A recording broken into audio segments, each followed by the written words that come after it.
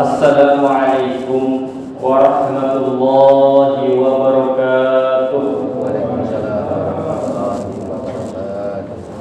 Allahu akbar, Allahu akbar, Allahu akbar, Allahu akbar, Allahu akbar, Allahu akbar, Allahu akbar, Allahu akbar. Allahu akbar kabira walhamdulillahi katsira wa subhanallahi bukratan wa asila. La ilaha illallah wahdahu sadaqa wa'dahu wa nasara 'abdahu wa a'azza junudahu wa hazama al-ahzaba wahdahu. La ilaha illallah wallahu akbar, Allahu akbar walillahil hamd. Alhamdulillah, alhamdulillahilladzi anzala as-sakinata fi qulubil mu'minin liyazdadu imanan ma'a imanihim.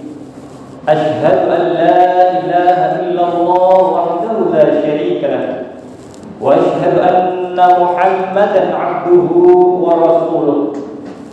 Allahumma shalli ala habibina wa syafi'ina wa maulana Muhammadin wa ala alihi wa ashabihi wa man tabi'ahum bi ihsanin ila yaumiddin. Amma ba'du. Fa ya ibadallah, usikum wa iyaya bi taqwallahi wa ta'atihi la'allakum tuflihun. Qala Allah ta'ala fi kitabihil 'aziz wa huwa asdaqul qailin. A'udzu billahi minasy syaithanir rajim. Ya ayyuhalladzina amanu ittaqullaha haqqa tuqatih wa la tamutunna illa wa antum muslimun. Wa qala inna a'tainaka al-kautsar fasalli li rabbika wanhar inna syani'aka huwal abtar. Wa qala Rasulullah sallallahu alaihi wasallam, man kana lahu sa'atun wa lam yudhi fala yaqrabanna musallana. Sadaqallahul azim wa sadaqa rasuluhun nabiyyul habibul karim wa nahnu ala dhalika minasy syahidin wasyakirin walhamdulillahi rabbil alamin. Allahu akbar, Allahu akbar, Allahu akbar walillahil hamd. Ma'asyiral muslimin, jamaah sidang salat Idul Adha Masjid Al-Mukhlisin yang dimuliakan Allah Subhanahu wa taala. Di dalam kesempatan yang mulia ini, sebagaimana rukun khutbah, khatib mewasiatkan khususnya untuk diri khatib sendiri dan umumnya untuk para jamaah sekalian, mari sama-sama kita meningkatkan keimanan dan ketakwaan kita kepada Allah Azza wa Jalla. Takwa dalam arti yang sebenar-benarnya takwa. Takwa yang digambarkan oleh para alimin ulama adalah imtithalul awamirillah wa ijtinabun nawahi, yakni melaksanakan semua yang telah diperintahkan oleh Allah dan menjauhi segala apa yang telah dilarang oleh Allah Subhanahu wa taala. Karena sebaik-baiknya bekal ketika kita dipanggil oleh Allah Subhanahu wa taala, sebaik-baiknya bekal ketika kita berjumpa dengan Allah Subhanahu wa taala adalah dengan takwa kita. Fa inna khairaz zadi taqwa. Ma'asyiral muslimin wa zumratal mu'minina rahimakumullah. Beberapa bulan yang lalu kita berkumpul seperti ini dalam rangka menunaikan ibadah salat Idul Fitri sebagai simbol kemenangan kita setelah melawan hawa nafsu sebulan penuh kita laksanakan ibadah puasa pada bulan suci Ramadan. Dan pada saat ini kita kembali dipertemukan oleh Allah Subhanahu wa taala di tempat yang mulia ini dalam rangka melaksanakan ibadah salat Idul Adha. Hadirin yang dirahmati Allah Subhanahu wa taala. Idul Adha kalau kita lihat dari segi bahasa, dari segi arti lughawi, Idul Adha mushtaqun min kalimatain, terambil dari dua kalimat. Yang pertama adalah Id dan yang kedua adalah Al-Adha. Id kalau kita lihat dari kamus bahasa Arab terambil dari kata ada ya'udu idan, yang artinya adalah kembali. Kemudian kalimat yang kedua adalah Al-Adha.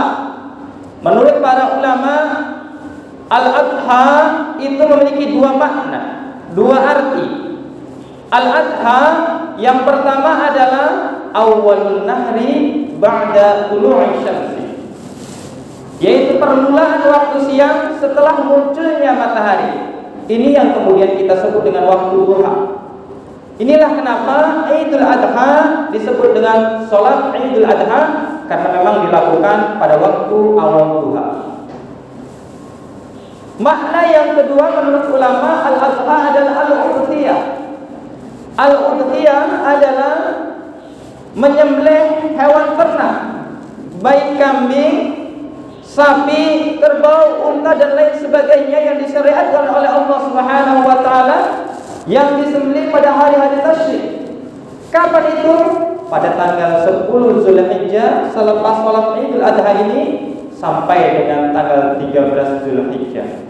Inilah yang disebut dengan Al-Adha atau dengan kurban. Masyaallah muslimin wa zumratul muslimin rahimakumullah.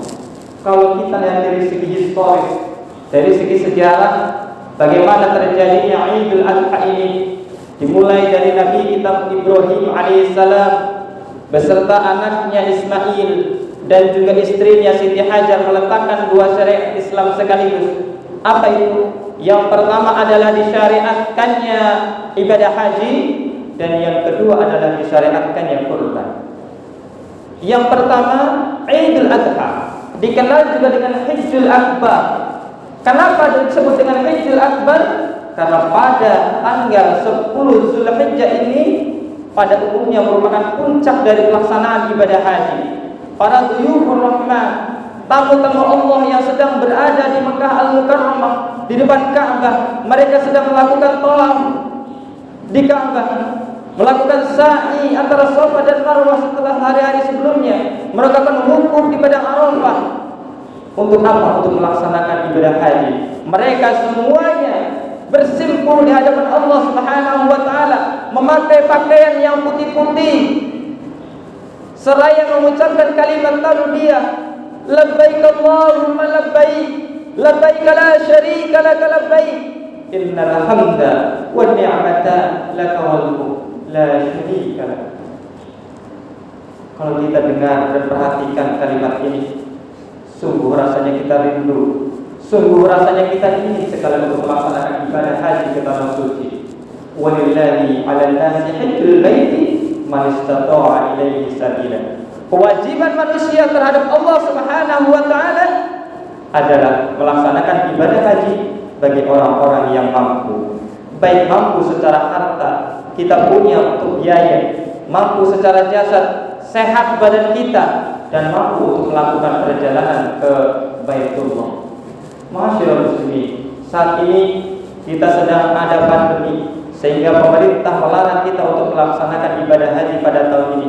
Mudah-mudahan pada tahun-tahun yang akan datang kita semuanya diberikan kesempatan oleh Allah Subhanahu wa taala, dipanggil oleh Allah Subhanahu wa taala untuk bisa melaksanakan ibadah haji ke tanah suci di Mekah Al-Mukarramah, bisa sa'i antara Safa dan Marwah, bisa wukuf di Muzdalifah, dan juga kita diberikan kesempatan oleh Allah Subhanahu wa taala untuk melaksanakan umrah, untuk berziarah ke makam Nabi di Madinah. Amin ya rabbal alamin. Allahu akbar, Allahu akbar, Allahu akbar walillahil hamd. Syariat yang kedua, Idul Adha dikenal juga dengan Idul Kurban. Dalam kamus bahasa Arab, kamus Mufid disebutkan kurban terambil daripada kurban yang kurban, yang artinya adalah mendekat. kurban ini disyariatkan dari baginda Nabi Ibrahim alaihissalam beserta anaknya Ismail.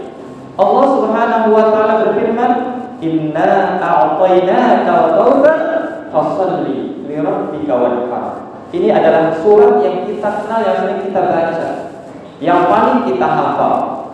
Apa isi surat ini? Isi surat ini adalah inna a'tainaka al-kautsar. Sungguh kami telah memberikan kenikmatan yang banyak sekali kepadamu ya Muhammad. Sungguh kami telah memberikan kenikmatan yang banyak sekali kepada kamu manusia. Hei manusia, sudah aku berikan kepadamu nikmat yang begitu banyak. Allah sudah memberikan kepada kita mata untuk bisa melihat. Allah sudah memberikan nikmat kepada kita kaki untuk dapat berjalan. Allah telah memberikan nikmat kepada kita hidung untuk kita bisa bernafas. Itu adalah nikmat-nikmat Allah yang sudah diberikan oleh Allah Subhanahu wa taala kepada kita. Dengan nikmat itu Allah hanya minta dua saja di dalam bulan Dzulhijjah ini. Apa itu? Di dalam ayat yang selanjutnya Allah Subhanahu wa taala berfirman, "Fasholli li rabbika wanhar." Maka salatlah hai kamu manusia. Salat kamu manusia. Salat ya abdi, hamba-hambaku. Para mufassir dalam tafsir Ibnu Katsir disebutkan yang dimaksud dengan salat ini adalah salat Idul Adha, dan alhamdulillah pada hari ini kita sudah melaksanakan salat Idul Adha. Salat adalah tiang agama. As-salatu imaduddin, tiang agama. Kalau tiang ini roboh, maka robohlah bangunan itu. Kalau salat kita tinggalkan, maka robohlah keagamaan kita. Awwalu ma yuhasabu bihi al-'abdu yaumal qiyamah as-shalat. Perkara yang pertama kali akan dihisab oleh Allah Subhanahu wa taala adalah salat. Kalau salatnya baik, maka baiklah seluruh amal ibadah kita. Kalau salatnya buruk, maka rusaklah seluruh amal kita yang kita perbuat di dunia ini. Ma'asyiral muslimin, yang kedua adalah perintahnya Allah meminta kita untuk wanhar, menyembelih hewan kurban. Nabi Ibrahim alaihissalam berkenaan dengan kurban ini diuji oleh Allah Subhanahu wa taala. Berpuluh-puluh tahun Nabi Ibrahim tidak memiliki anak, tidak memiliki putra. Ada yang mengatakan umurnya sampai 80 tahun, berarti sudah tua renta. Tetapi Nabi Ibrahim tidak putus asa dengan rahmat Allah Subhanahu wa taala. Terus berdoa kepada Allah Subhanahu wa taala, "Rabbi habli minas sholihin." Rabbi habli minas sholihin. Ya Allah, berikanlah aku, karuniakan aku seorang anak ya Allah. Dengan doa ini kemudian Allah Subhanahu wa taala menjawab, "Fabasyarnahu bi ghulamin halim." Allah memberikan kabar gembira kepada Nabi Ibrahim bi ghulamin halim, dengan anak yang soleh. Maka lahirlah Ismail alaihissalam anaknya. Apakah ujian Nabi Ibrahim sampai di situ? Tidak. Ada ujian Nabi Ibrahim yang sangat besar. Pada tanggal 8 Dzulhijjah Nabi Ibrahim alaihissalam diperintah oleh Allah Subhanahu wa taala untuk menyembelih anaknya melalui mimpinya yang sangat nyata. Falamma balagha ma'ahu sa'ya qala ya bunayya inni ara fil manami anni adzabahuka. Di saat cinta-cintanya Nabi Ibrahim, di saat sayang-sayangnya Nabi Ibrahim terhadap anaknya Ismail yang sudah ditunggu lama, kemudian Allah Subhanahu meminta kepada Ibrahim untuk menyembelih anaknya. Pada tanggal 8 Dzulhijjah, Nabi Ibrahim mimpi yang pertama. Sehingga Nabi Ibrahim bangun dari tidur, kemudian kaget, apakah ini adalah perintah Allah? Ahadza min amrillah aw min amri syaitan? Apakah mimpiku ini adalah benar dari Allah atau mimpiku ini dari syaitan?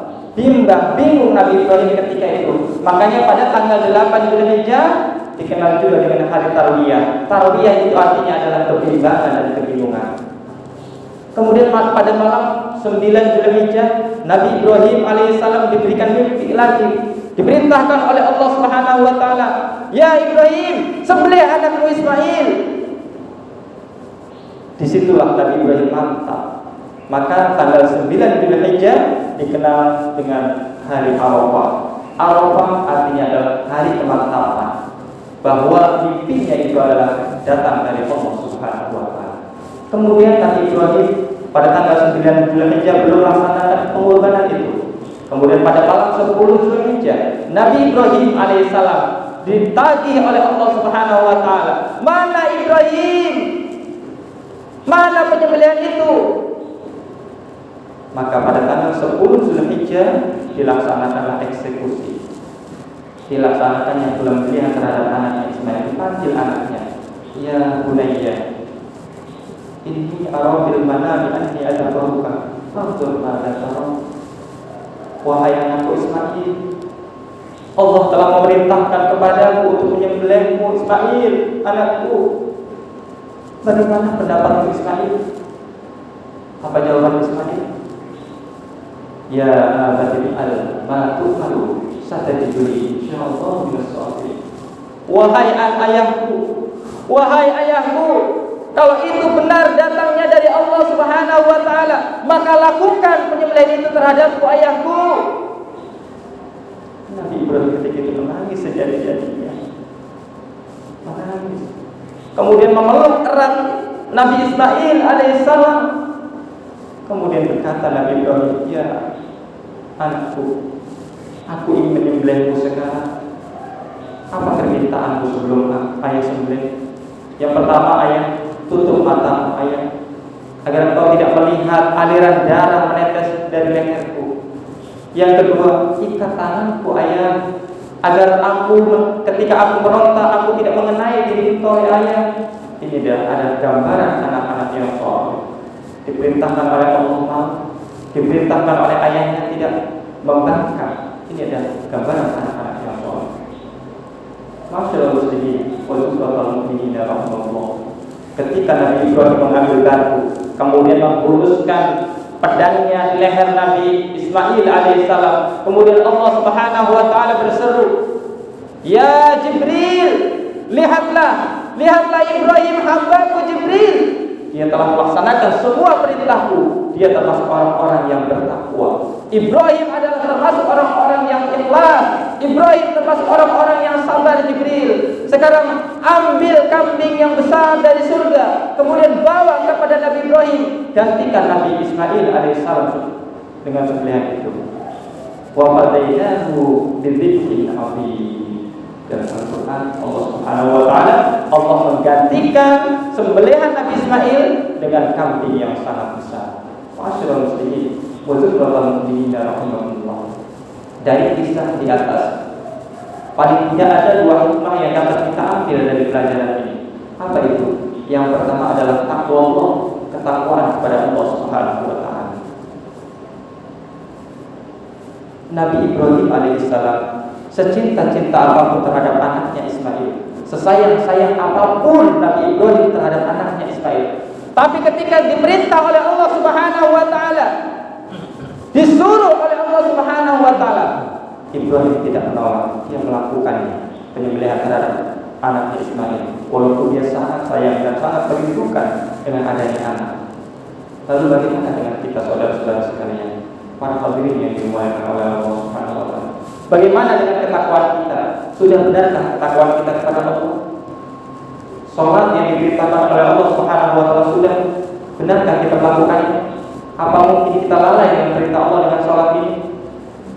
Penyembelihan kurban, Allah telah memerintahkan kepada kita untuk berkurban. Allah sudah memberikan nikmat yang banyak. Apakah kita sudah mengambil uang kemudian kita membayar kepada panitia kurban?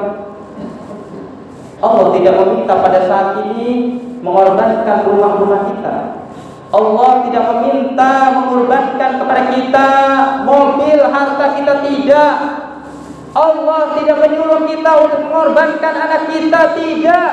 Yang ingin Allah, yang Allah perintahkan pada saat ini adalah fanhar, sembelihlah kurban, sembelihlah kurban.